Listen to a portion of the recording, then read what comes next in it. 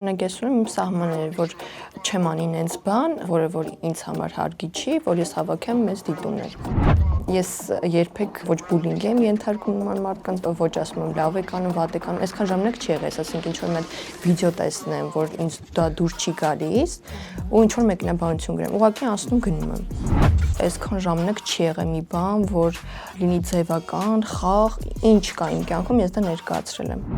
TikTok-ով ավելի արագ են հավաքում հետևորդներ, ավելի հայտնի են դառնում, բայց ինձ դա պետք չի, ինձ ավելի լավ որակով ու ճիշտ եք ասում։ Հարցը էր թե որ զանգվածի մասին է խոսքը։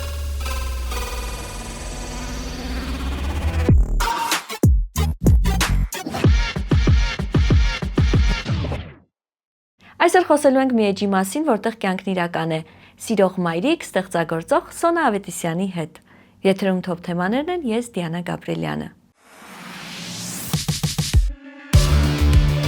Հայաստանում միակ ու առաջին գրոհե առցանց խանութն արդեն գործարկվել է։ Shop Grohe.am։ Գնիր առցանց, ստացիր արձեռը։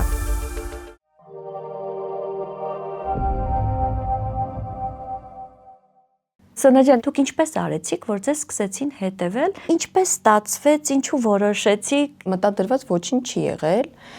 Ամուսնությունից հետո էջս բաց էր։ Սկսեցի 1001 հումորային վիդեոներ տեղադրել, թե կլիներ ամուսնուս հետ, թե ինձ հետ, ուղղակի էլի ոնց որ ժիզա վիդեոներ։ Ու զգացի, որ շատ արագ իրենք տարածվում են, ու լիքը մարդիկ սկսում են միանալ, բայց դեն չի, ես հիմա էլ ակտիվ չեմ։ Անկեղծ ասեմ, որովհետև ես չեմ ընտրում դա ինձ աշխատանք, ավելի շատ դա ինձ համար հոբի է, ու հետագայում էլ չգիտեմ ոնց կստացվի, կլինեմ այստեղ չեմ լինի, բայց ինձ սա ուղղակի հաճույք է պատճառում հոբի։ Ի սկզբանե էլ հիմա էլ ես ջանք չեմ խնայում։ Ուղղակի ես կարող եմ նստեմ 5 րոպեով նկարեմ ու վերջ տեղադրեմ, որ ասում են օրերով, սաղ օրը հեռախոսի մեջ ենք, չեմ հասկանում այդ բանը, անկեղծ եմ ասում, չեմ հասկանում։ Մտածում են սցենար են գրում։ Հա, դե ոչ բոլորը պիտի լինես, չէ, ինչ որ բան պիտի կպնի մարդկանց գրավի։ Ըստ ձեզ ինչն է գրավել օրինակ։ Կարծում եմ անկեղծությունը, ես այսքան ժամանակ չի եղել մի բան, որ լինի ձևական, խաղ, ինչ կա իմ կյանքում, ես դա ներկայացրել եմ։ Ասենք շատ զույգեր կան, չէ, որ ամուսիններ, ասենք տեսնում եք սիրում են իրար, ասում եք ինչ սեր, ոյ, ասեն չկա sense, բան մեկը 2 օր հետո տնում ենք բաժանվել է ու սկսում են խոսել, որ չգիտեմ դա ոնց որ տարիների բան էր, որ մենք որոշեցինք, եկանք այդ կետին, որ հասկացանք, որ վերջ պետքա բաժանվենք, բայց սոցցանցերում լրիվ ուրիշ պատկեր է։ Չկա այդ կյանքում ինձ մոտ էլի, ասենք սուտ բան ես տեղադրեմ, չէ։ Իսկ ընտանիքի անդամները ինչպես վերաբերեցին, երբ սկսեց ակտիվանալ էջը։ Ամուսինս էր Հիմնականը կարծեմ, որ նենց չի, որ կողմ է եղել, դեմ էր, բայց հենց այտենց խոսակցություն, որ նստեինք, ասի չեմ ուզում, սեն չի եղել մեզ մոտ։ Արդեն որ վլոգը սկսեց զարգանալ ու զարգացավ հիմնականում այդ հումորային վիդեոներից, նաև մի հատ գովազդ ունեի, որ տեղադրեցի, այդ գովազդը ցնցեց համարյա 1 միլիոն հավաքեց ու ինձ այդտեղից 5000 հետևորդ եկավ։ Արդեն որ սկսեցին ինձ հրավիրել միջոցառումների, իվենթների, արդեն զգացի, որ դա իմ ամուսնուն դուր չի գալիս։ Ու այնքան շատ էին, որ ասում գիտես պետքա գնամ, արդեն զգում եմ ինքը ներվայնանում է դրանից, բայց արդեն ժամանակի ընթացքում ոնց որ ինձ թվում է ինքնս զգաց, որ ինձ դա դուր է գալի, լավ եմ զգում, որովհետև ես սիրում եմ շփումը։ Եվ բացի շփումից դա 21-րդ դարի կարծես այդպես աշխատանք է նաև, ինչու ոչ։ Թրենդի մեջ եք միշտ, այսինքն միշտ բույսի վրա եք։ Այո։ Օրինակ ես շատ ծանոթներ ունեմ, որ գիտեմ, որ իրենց մոտ շատ լավ կստացվի ու ասում եմ սկսեք, փորձեք, որովհետև ասենք շատերը կան, չէ, որ քննադատում են, որ բլոգերները sense դաժե շատ են ասում, որ ձրիակեր են, չէ, այդ արտահայտությունն էլ շատ կա։ Ինձ օրինակ հետաքրքիր է, եթե իրանք մտածում են, որ դա տենց հեշտ է։ Իրանք էլ ունեն հեռախոս, ինտերնետ, թող փորձեն։ Առաջին հարցս միշտ դա է եղել, օրինակ յուրաքանչյուրս ունենք հեռախոս, ու յուրաքանչյուրին տրված է հիմա անսահմանափակ խոսքի ազատություն եւ այլն եւ այլն։ Բոլորը կարող են սկսել։ Հա, ես էլ եմ ասում սկսեք ու հասկացեք հեշտ է, հեշտ չի։ Շատ մարդիկ ունեն կոմպլեքսներ։ Ասում են չեն կարող խոսել։ Ասում եմ կարող եք նկարել նենց վիդեոներ, որ ձայնային եք անում, հետո արդեն կամաց կսկսեք, բայց էլի շատերի մոտ այդ կոմպլեքսը կա, ու ես համոզված եմ, որ ոչ բոլորը կարող սիրում են մեծ խոսալ, բայց գաղափարն էլ է կարևոր ու կարևորը որ կոնտենտը ստեղծում ես, իմանաս ուր ես գնում, նպատակը ի վերջո որն է լինելու։ Այո։ Օրինակ հիմա ինձ մոտ ես էլ եմ ասում, տենց նպատակ չկա, որովհետև հոբի է ավելի շատ։ Կարող ես այսօր վիդեո անեմ, հավեսը նկարեմ, գցեմ, վաղը ընդհանրապես ոչինչ բանի հավես չունենամ ու կորեմ կարող եմ։ Բայց նկատել եք, չէ՞ որ հետևորդները, այսինքն իրենց համար կարևոր է որ օրվա ընթացքում մտնեն ու տեսնեն։ Գրել են ձեզ հաճախ։ Ու դա է հենց որ մտածում եմ, էլի, ասենք, ինչ եմ անում, սա ինձ պետք է, պետք չի, հետո ինչ կլինի, որ տենց պահերա լինում, հիասթափություն կամ մտածում եմ չեմ ուզում էլ, որ սկսում են գրել, արդեն հասկանում եմ, որ չի արժի իրենց խաթեր շարունակել։ Բացի այդ, օրինակ, չէի լսել այդ բառը, անկեղծ ասած, որ այդպես էլ են վերաբերում, որ ձրիակերներ են, բլոգերները, բայց չէ որ յուրաքանչյուր գովազդ իր գինը ունի եւ այսօր ամենաթանկարժեք բանը գովազդ անելը։ Այո։ Ու եթե սա քննադատում են, բայց միշտ բոլորը դիմում են բլոգերներին, չէ՞ դառնում։ Այդ առումով բլոգերներին։ Դա արդեն վերածվում է ինֆլուենսինգի եւ ինչպես եք դուք վերաբերում, հա, այդ ամենին։ Շատ նորմալ եմ վերաբերվում։ Ես ինքս շատ գովազդներ կա որ մերժում եմ, ամեն ինչի որ վերցնում եմ, բայց շատ նորմալ եմ վերաբերվում, մարդը եթե հնարավորություն ունի, իհարկե թող անի։ Դե բնականաբար, որովհետև հիմնականում երբ որ բլոգ ես սկսում, եւ դա ենթադրում է, որ հաջորդ քայլը դա է լինելու, եւ կասեք օրինակ ինչ եք մերժում, սովորաբար ինչ կարող է առիթ հանդիսանալ, որ մերժեք։ Այն բաներ, որ կարող է մարդու կյանքին վտանգ սպառնի, ծխախոտ, խմիչք, ընդհանրապես չեմ անում նման բաներ։ Ու եթե ասենք ինչ որ բրենդի հետ համագործակցում եմ, ասենք լինի դա գեղեցկության ոլորտ կամ բեռնափոխադրում, էլ չեմ վերցնում ուրիշ համագործակցություն նման ոլորտից։ Արդեն ենթադրում է ձեր խոսքից ելնելով, որ քիչ ժամանակ եք տրամադրում բլոգինգին, որտեղ հասկացանք, որ ձեզ մոտ ստացվում է պարզապես կարճ ժամկետում ինչ որ միտք գեներացնել, դա տեղադրել ու արդեն օրինակ առաջ ավելի հեշտ էր Instagram-ին հարթակում, առաջ գնալը վիդեոներ ունեմ միլիոնից ավել, մեկը համարյա 2 միլիոն է դառնում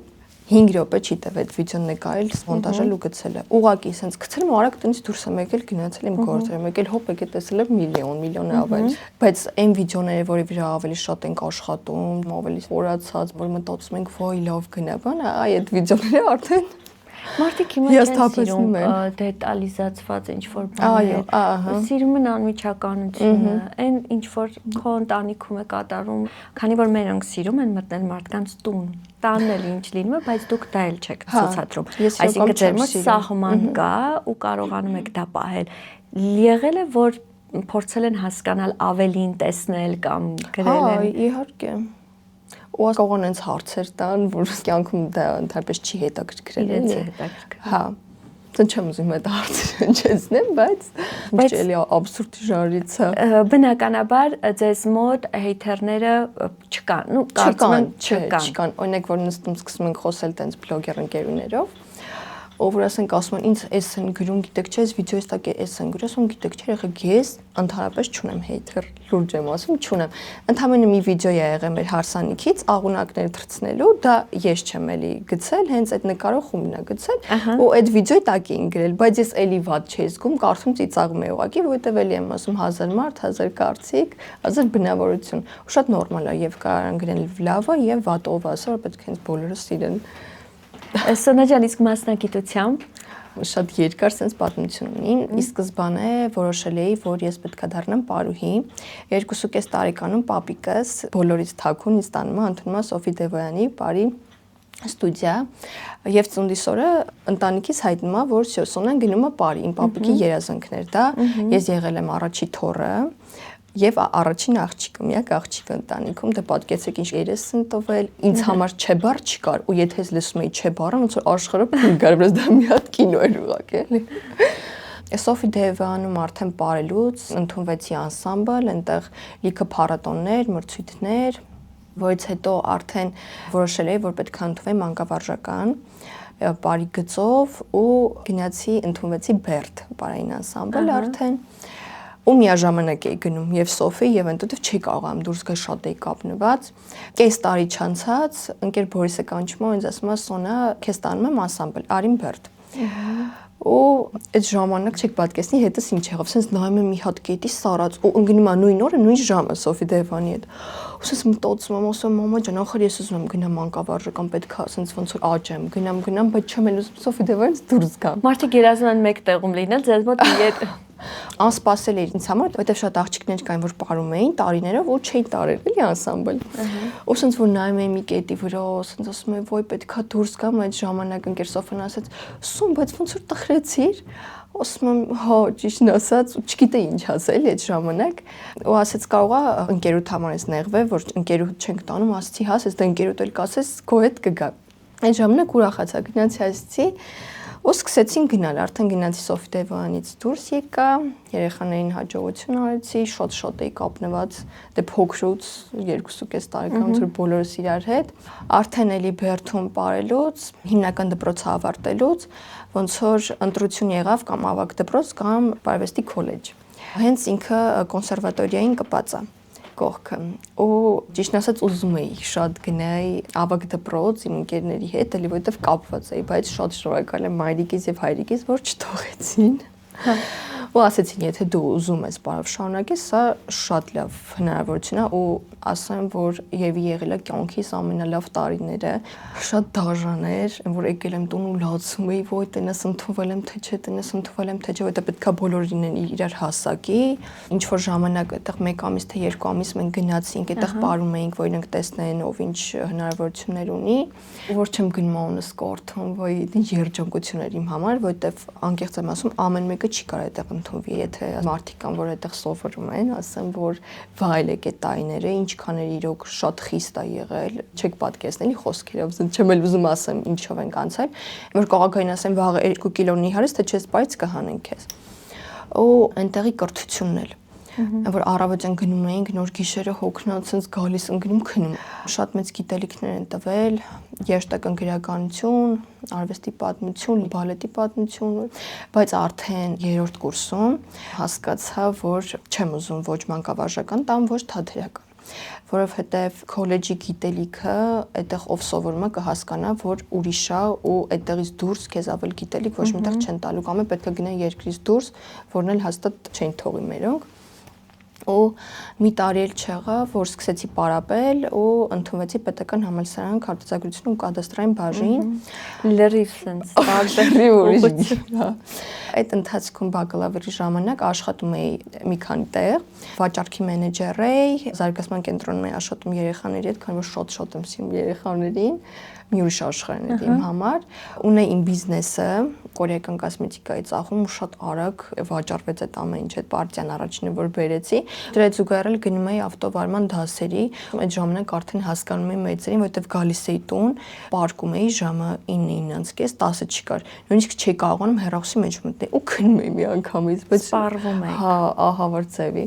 Բայց ինձ մոտ նաև մի հատ վատ սովորություն կա, որ եթե ես մի բան եմ սկսում անել, դա մեծ sense պիկ է ապրում, ինձ մոտ դա լավ է, ես հոգնում եմ դրանից, այսինքն ինձ պետքա նոր բան էլի։ Եվ կրթությունը, ինչպես հասկացա, առաջնային է ձեզ համար,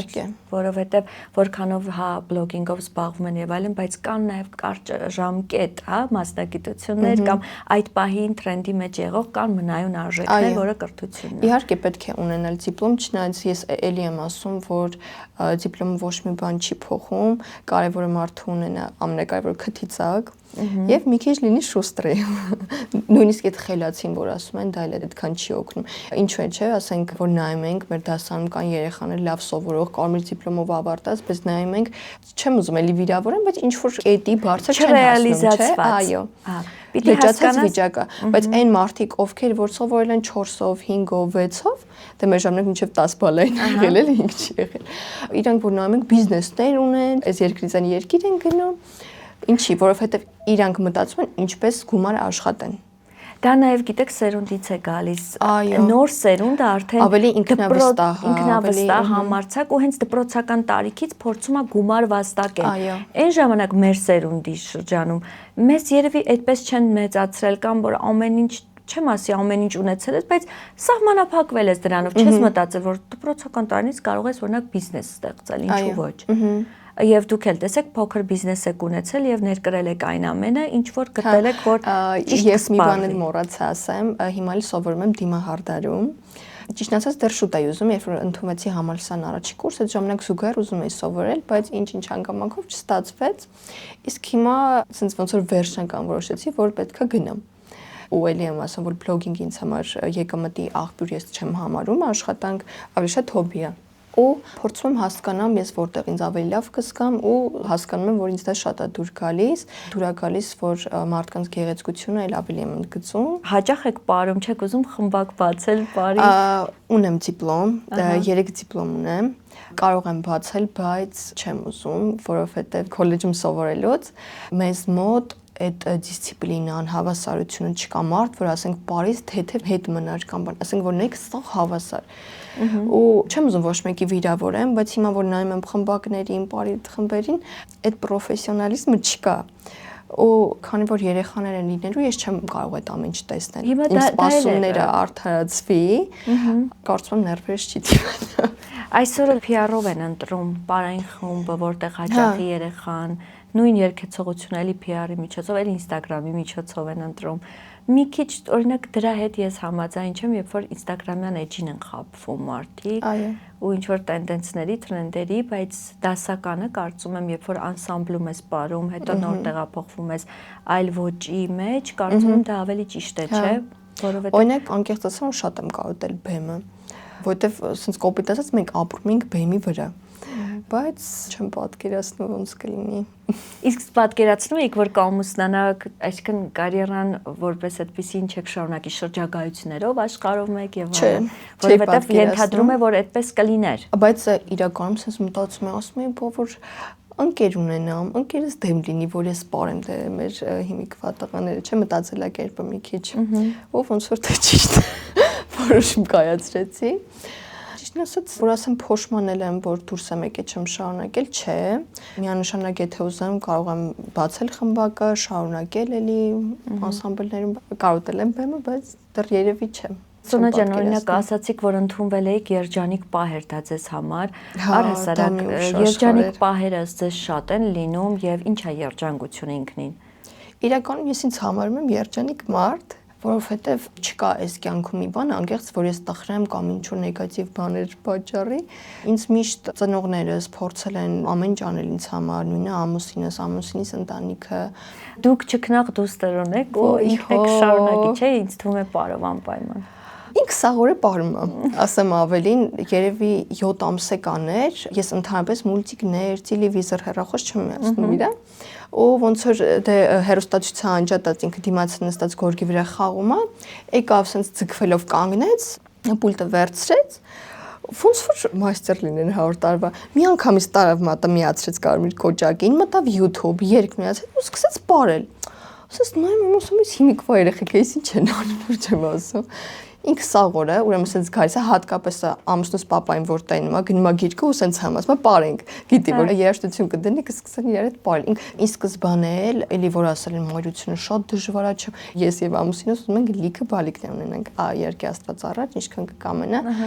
Բայց այդ կարծրատիպերն էլ եք կոտրում, որ չէ, մայրությունը բարդ բան չի իրականում։ Չէ, բարդ բան չի, էլի կախված է մայրիկից, ասեմ, որովհետև ես հասկացել եմ, որ դու քեզ ոնց պահես, դա միանգամից անդրադառնում է երեխային, այսինքն եթե սեղատոխուր, ներվային, միանգամից ես դա զգում եմ երեխայի վրա։ Բայց իմ բալիկը, ասեմ, ի սկզբանե եղել է շատ հասկացող, ես չեմ զգացել, որ իմ երեխա է, ոնց որ մեծ մարդ լինի, ինքը ամեն ինչ է հասկանում, այսինքն չեմ կարող բացատրեմ, բայց շատ խելացի հասկացող բալիկ է, հուսով եմ դες կշարունակեմ։ Եվ դուք երևի ընկերուհիներ կլինեք ավելի քան թե մայր եւ դուստր։ Ես այդպես եմ պատկերացնում արդեն տեսնում ու ձեր կոնտենտի էլ երևում ինչպես եք վերաբերում։ Հա, որովհետեւ ես չեմ սիրում այդ խստությունը, օրինակ իմ ծնողները ինձ հետ եղել են ավելի շատ որպես ընկեր, հատկապես հայրս։ Ես երբեք չեմ ամաչե իր հետ խոսելուց, դպրոցական տարիներում ընկերուհիներս, ասենք ընկերներ են ունենում, ասում չեք ասում ձեր հայրիկին, ասում չէ, ասում խի չեք ասում։ Ոչ, վախենում ենք, ասես ասում ինչի՞ց եք վախենում, ձեր ծնողն է իմով, ասենք որ ինքը չիմանով իմանա, չի օրինակ։ Իսկ մեր պարագայում հակառակն էր։ Ես ընդհանրապես կատեգորիկ դեմ էի, իմ ամուսին իմ առաջին ընկերն է եղել, որտեվ էլի ես այտենց մի քիչ մտածելակերպով կաղա տատիկ եմ։ Ահա։ Սենզուր խորանա։ Որտեվ միշտ ասում եմ մեկը ու միակը։ Միտքը շատ մեծ ուժ ունի ու միշտ ասել եմ, որ ես հանդիպելու եմ իմ ապագա ամուսնուն 18 տարեկանում, իր անունը լինելու ասես, դաժե փակակցի մեջ անուններ էի գրեմ սիրած։ Ու այդպես էլ։ Հա, ու սա նույն ձև հենց 18 տարեկանում իմ ամուսինը հայտնվում է։ Իրականում գեղեցիկ պատկերացում։ Շատ բաներ չեմ ուզում ասել, կոնկրետ, բայց արդեն ձեր երջանկությունից աչքերի փալից հասկացվում է, թե ինչ գեղեցիկ պատմություն է այդ։ բարակամ եղել ձևավորվել։ Ու մինչ այսօր այդ ամենը շարունակվում է, Սոնա ջան, շնորհակալ եմ հյուրընկալվելու համար։ Շատ գեղեցիկ էջ ունեք եւ ձեր ֆոլոուերները վստահաբար էլ ավելի կշատանան ու այն մարդով հավելյալ ջանք չի գործադրում, կեղծիք չի ցույցադրում եւ այն բնականությունն է, ինչ որ կա առօրյայում, առանց այլևայլությունների, ավելի շատ հետևորդ է միշտ հավաքում։ Բայց ես ասում որ դա միշտ զգացվում է կեղծը։ Ձևականությունը միշտ զգացվում է։ Հենց սկրոլ ես անում, էջի առաջին ռիլից արդեն զգացվում է կեղծիքը։ Իհարկե։ Շատ բարի, շնորհակալ եմ հյուրընկալության համար։ Շնորհակալ եմ հրավերի համար։ Հայաստանում միակ ու առաջին կրոհե առցանց խանութն արդեն գործարկվել է։ Shop.grohe.am։ Գնիր առցանց, ստացիր արձեռը։